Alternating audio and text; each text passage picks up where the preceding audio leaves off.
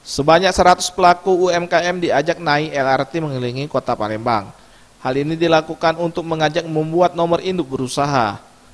Herman Kodo, Sekretaris Dinas Koperasi dan UKM Sumsel mengatakan, dari total sekitar 2 juta pelaku UMKM di Sumsel, hanya sekitar 50% yang telah memiliki nomor induk berusaha.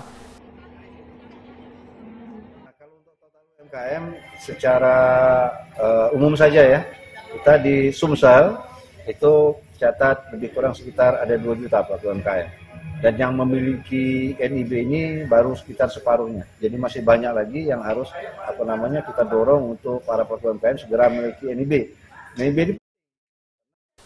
Sementara itu, Ruda Emansyah, Ketua UKM IKM Nusantara mengatakan, keuntungan memiliki nomor induk berusaha adalah pelaku UMKM dapat mengakses bantuan dan program pemerintah.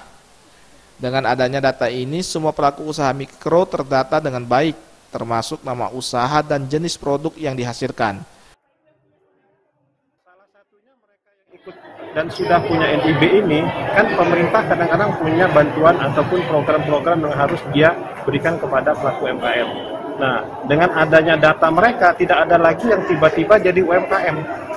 Contohnya, pemerintah ada mau menyalurkan kayak kemarin KUR misalnya ya, untuk pelaku usaha. Dasar pelaku usaha itu apa? Saya bisa nyebut pelaku usaha, padahal saya... Tim Liputan Sriwijaya TV.